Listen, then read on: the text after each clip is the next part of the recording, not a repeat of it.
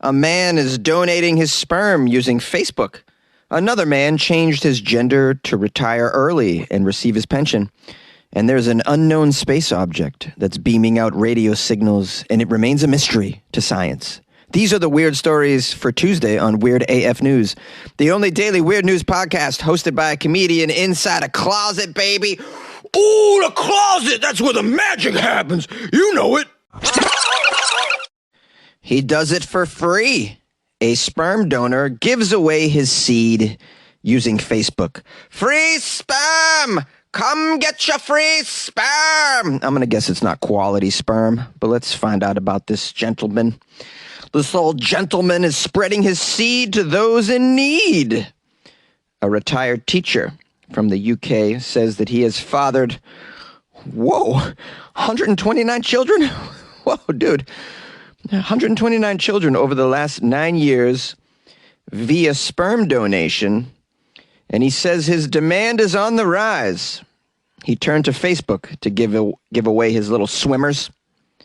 According to the media, 66-year-old Clive Jones began... Come on, man. No one wants the sperm of a 66-year-old Clive. You're kidding yourself here, sir. Clive, you got... Ladies, or entities that identify as ladies.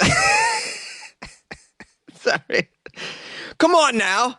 Who wants 66-year-old sperm, man? Come on. Nobody wants this. This is why it's free, of course. Do you guys want to pay for sperm? You get the young sperm. That's what you want.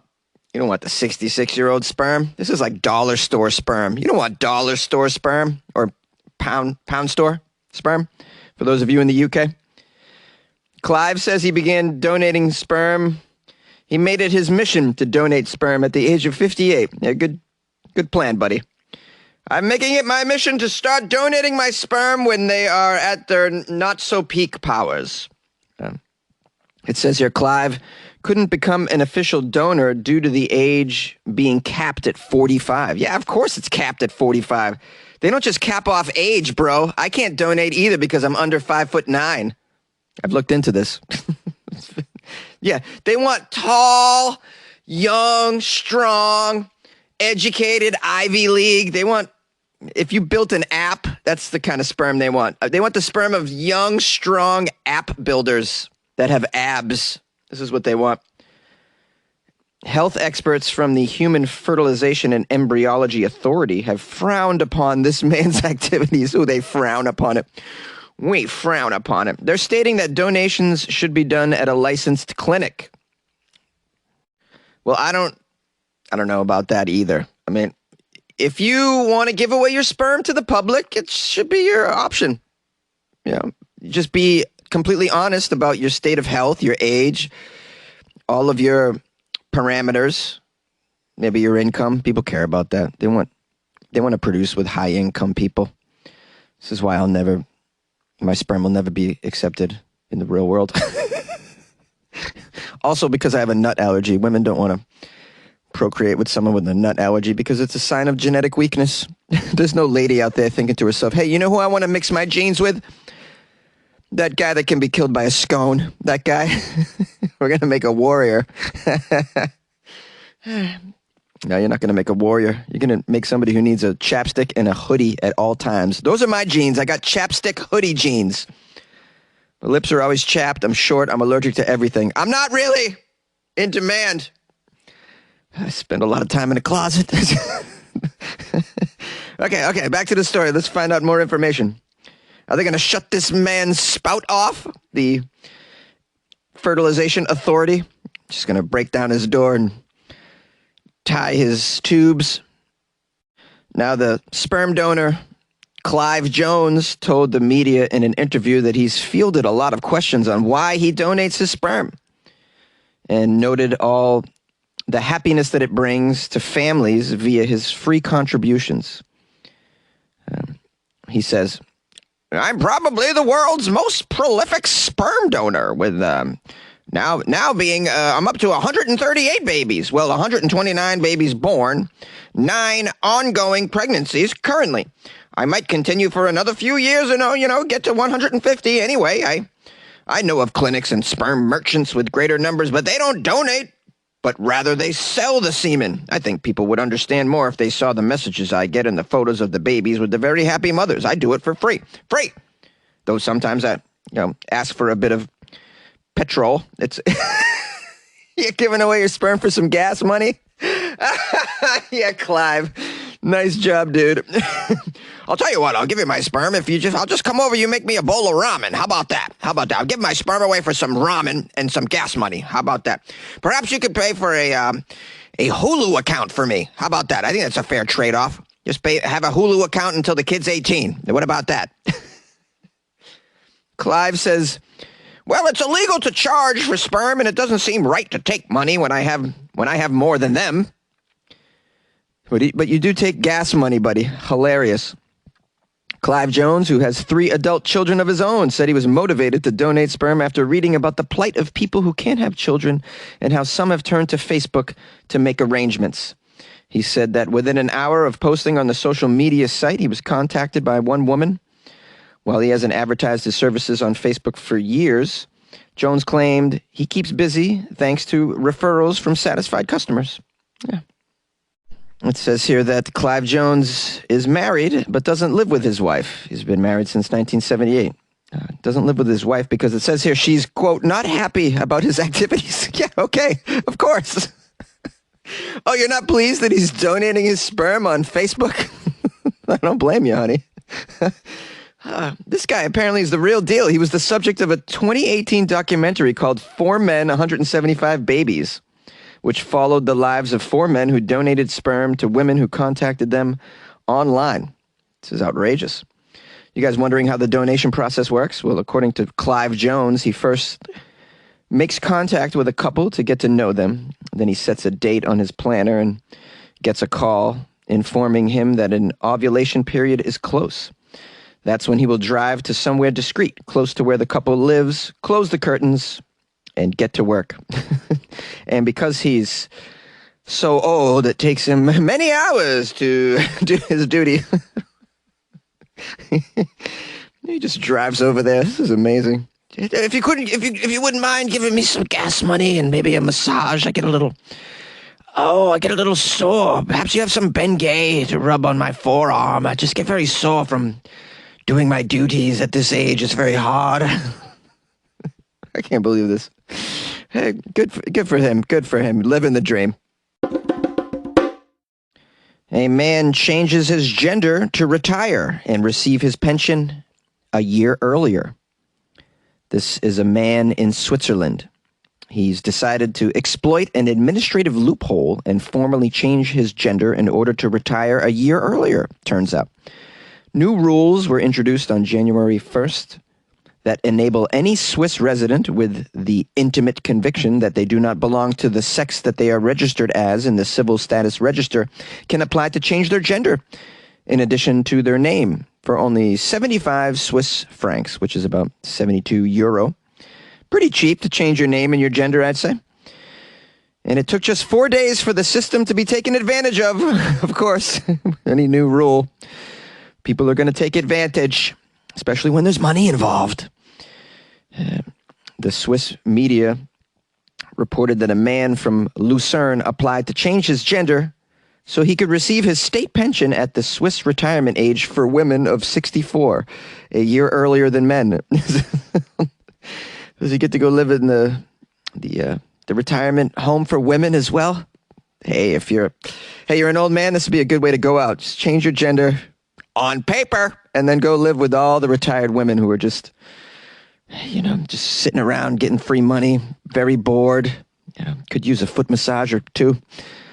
It says here, while there are regulations supposedly in place to prevent individuals from making, quote, manifestly abusive applications, there is in reality no obligation on the part of civil servants to, quote, verify the intimate conviction of the persons concerned, and the sincerity of the applicant is presumed in accordance with the principle of good faith. That's very highfalutin language that basically says they are not going to question your claim at a gender identity. They're going to leave it up to good faith. This individual, though, is, in my opinion, questionable. Clearly giving the timing of his retirement. Her retirement, my bad. This policy, of course, has raised further questions about how individuals could abuse the system in the future for their own benefit. Critics warn that men could use the loophole to avoid a mandatory summons for national service, in fact. One social media user suggested there was nothing stopping a male from applying for a gender change at the age of 17 to actually avoid military conscription. Wow. I guess that's a thing, too. Transgender activists called this scenario unrealistic, stating that this would mean for the people in question that they would have to come out to their family, their place of work, their social security. But they could not deny that such a move was not possible. Yeah, of course it's possible. But you don't think they... like, they could be in cahoots with their family to get out of military service or something. So, yeah, then they go, oh, yeah, I came out to my family. I mean, are you okay? How naive are you, transgender activist? Of course this could happen. You think that's a big barrier to this? Oh, they have to come out to their family and their place of work. First of all, they're 17 years old. Do they have a place of work? What are you talking about? Now, apparently, someone already foresaw this. Michael Montini of the Federal Office of Justice admitted back in November of last year that there were flaws with the process, insisting that, quote, people could declare themselves a woman just before retirement and leave a year earlier. A single man who declares himself a woman can, for example, receive an AVS pension from the age of 64, he said. Fast forward a couple months, this is precisely what one individual has opted to do.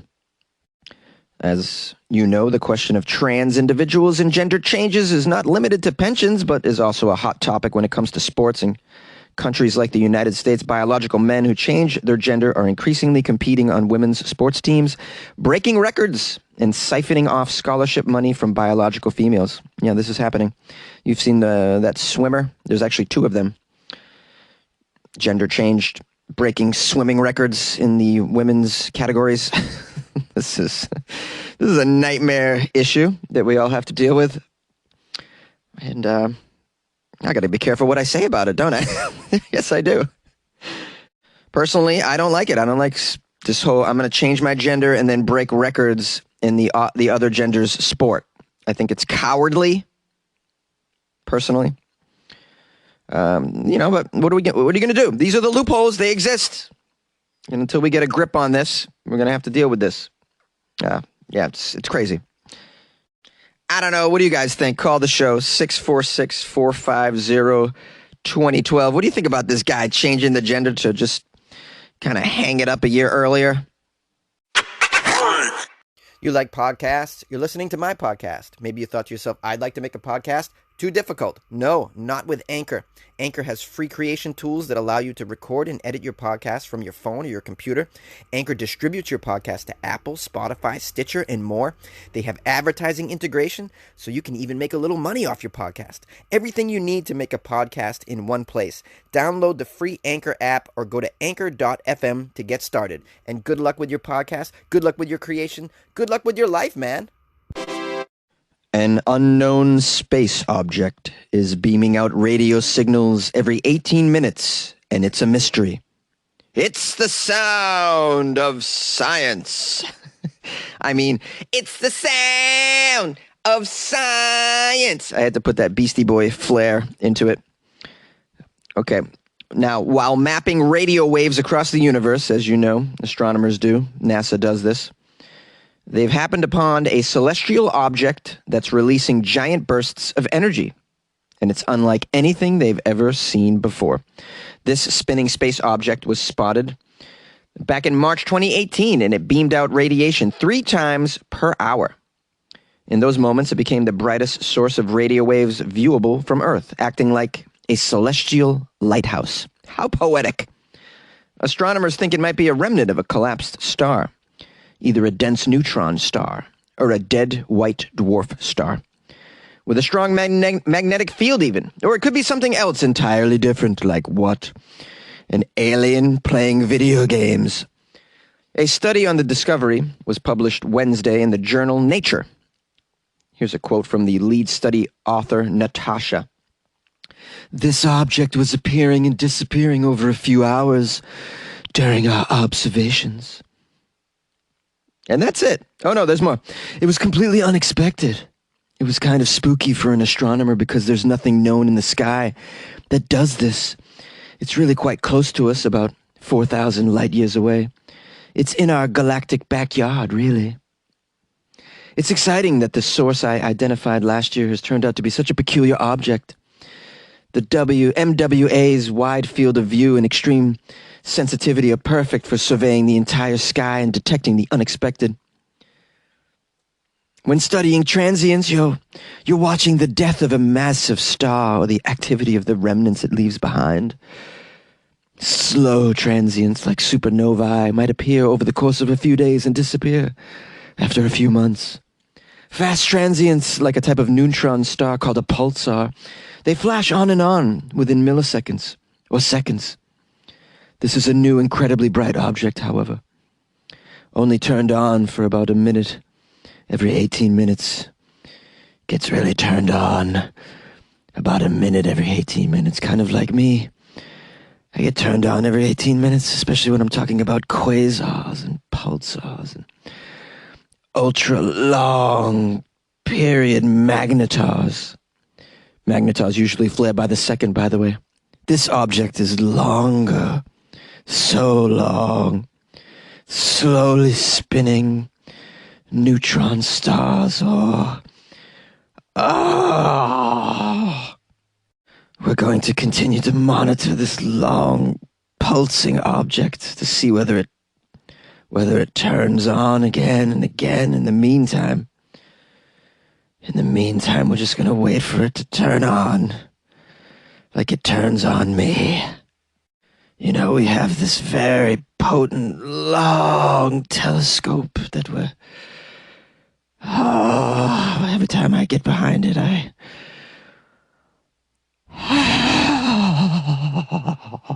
Yay! I wanna get with you, only you, baby, and your sister. I think her name's Deborah. Hi, this is Jonesy, the host. I'm so grateful that you listened all the way to the outro. You get a cookie. You don't get a cookie. You just get to hear me continue to ramble high on caffeine. I'm going to give thanks to some callers. Some people called. Tremendous people. Skeeter from Florida called. Can't have enough calls from Florida, by the way. Thanks, Skeeter. I'm going to publish that. I'm also going to publish a call from a trucker from Gary, Indiana, named Eric Lee Murray. He's a big fan of the show, clearly. What a tremendous phone call. This individual is just like, I love your energy, Eric. Please call again. And good luck on the road, bro. Be safe. Also got a call from someone who wanted to remain anonymous. Jonesy can't speak. This caller was grateful for the show and claims that stop listening to mainstream news entirely. Well, you might not want to do that. You want to sort of just keep abreast of what's going on in the world a little bit. Anyways, that wasn't the important part of the message. The important part of the message was this caller also expressed a love for chicken McNuggets with sweet and sour sauce, but also suggested that I up my sauce game by trying the Szechuan sauce. So appreciate that suggestion. I am definitely going to try that out if I can. Might make my life a little better. I'm always looking to improve my life. So I appreciate you for calling. You guys can call the show 646-450-2012. I like to publish the calls. Please don't drop any F-bombs. I don't want my callers to get all crazy like that. All right. So keep it under wraps. I know you get excited. I do too. Just do a second take. Okay. You can call back again and leave another message. You get up to 3 minutes. Okay. Just FYI. All right. There was no new reviews, so I'm just going to give thanks to someone who increased their pledge on Patreon. Give it up for Mark Corrigan, up in the game. Mark, or as we would say in Boston, Mark Corrigan decided to up his pledge on the Patreon. It's friggin' amazing. This guy's friggin' generous. This dude is wicked generous. You know what I mean? Mark, you're wicked generous, and I appreciate you, dude. Totally. Thank you so much. You guys can join the Patreon like Mark as well by going to patreon.com/WeirdAFNews. Or you can download the Patreon app. I don't know how to do that, but you can do that. You can also go to WeirdAFNews.com. Click on the Patreon banner. It's a banner. BANNER. Banner. Do it. Hey, Jonesy, this is Snotch Rider. a.k.a. Eric Lee Murray, calling all the way from Gary, Indiana, / Chicago / Miller Beach, Indiana. Anyway, man, I have turned a lot of people on to the news channel here. All the weirdos out there, you know, I respect them all. I get a kick out of it. And you give me some news that is just almost unbelievable at times. Anyway, letting you know that we are on your radar. We are checking you guys out. Stay credible. Stay safe out there. And I'm doing some trucking. I've been doing it almost 27 years. I'm coming across almost in Angola, Indiana, coming across 20 right now. But I just wanted to touch down with you. I was actually listening to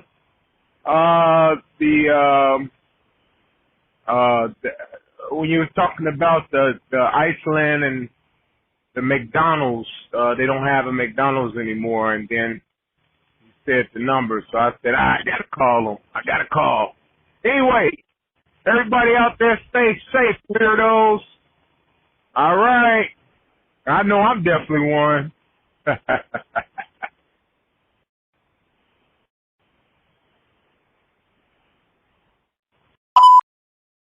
McDonald's is no longer in Iceland.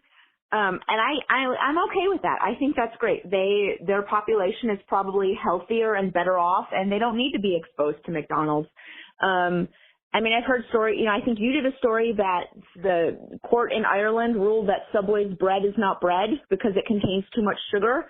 And that's true. Like Subway, McDonald's, all of it, American fast food, it's terrible. We shouldn't be exporting it around the world. I think there's been a huge rise the last several years, decade even, there's been a huge rise in Asia, in Japan and China, in, health problems that Americans have, obesity, heart disease, cholesterol, being overweight, just the whole thing.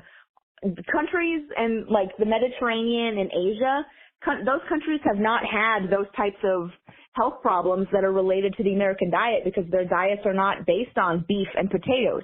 And so when we're exporting our terrible fast food and, terrible food over to them, they're just going to start having the same health problems that we have, and that's not a good thing. So, I mean, I would vote like the less countries that have McDonald's is better. We need to shut them down unless they're going to drastically change their menu and cut out all the preservatives and get all the chemicals out of the wrappers that they put around the food. I mean, they're not going to do any of that because they just want to make $1. And they know that we're all hooked on it and addicted to it. So it's a terrible situation, but that's what it is.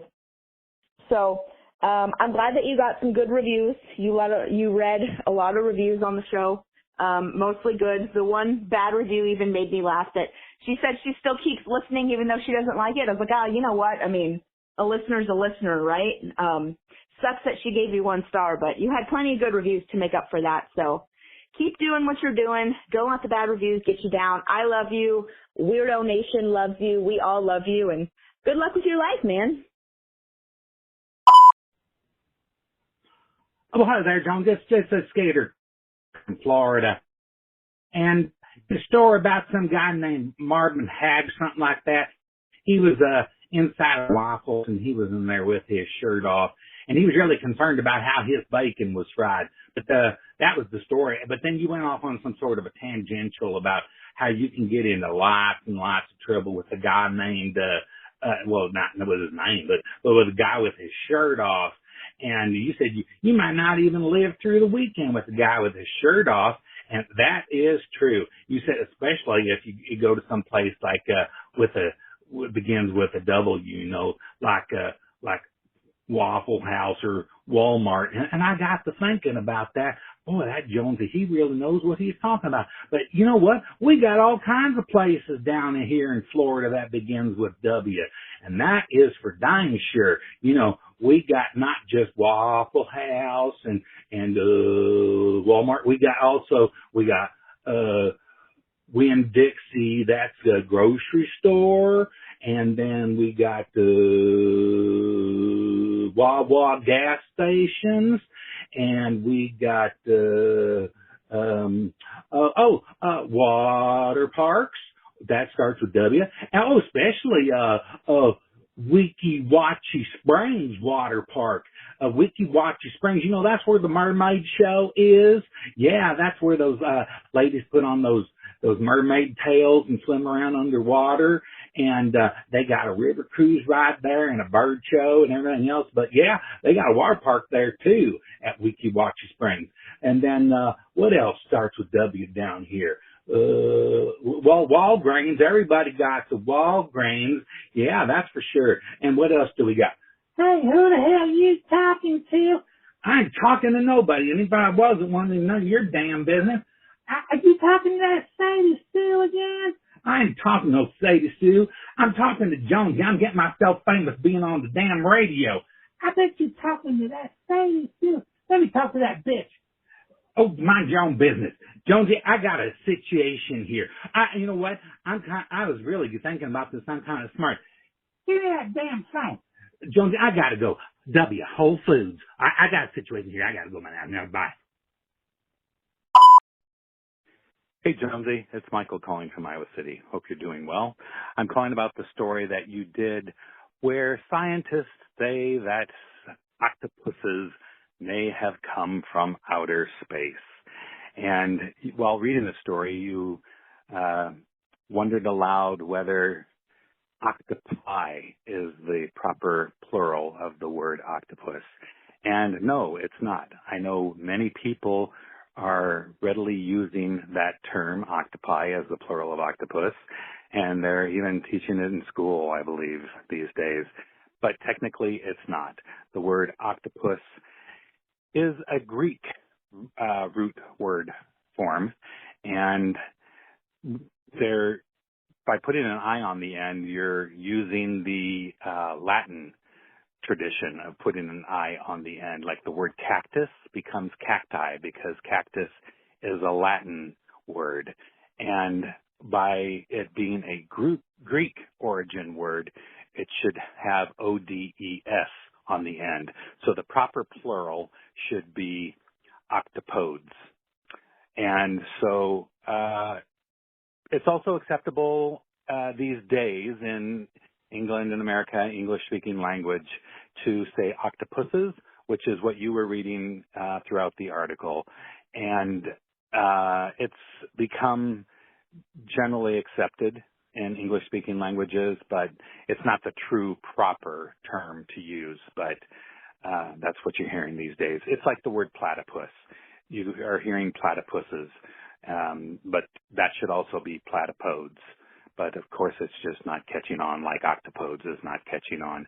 But anyway, that's the way the English language is. It's not being properly used. It's becoming corrupted. And I say this for these animal species as someone who is a biologist. That's what my degree is in. And so anyway, that's why I'm addressing this subject.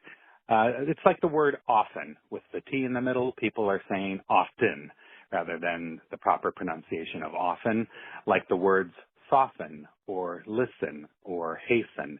The T, the medial T, is silent. Anyway, that's just the way things become over the years, and they become readily used and accepted, even though they're not technically correct. All right, just a little lesson there on the biological terms. Octopodes is the proper term, and you were right to wonder octopi is not correct. Thanks a lot. Take care. Good luck with your life, man.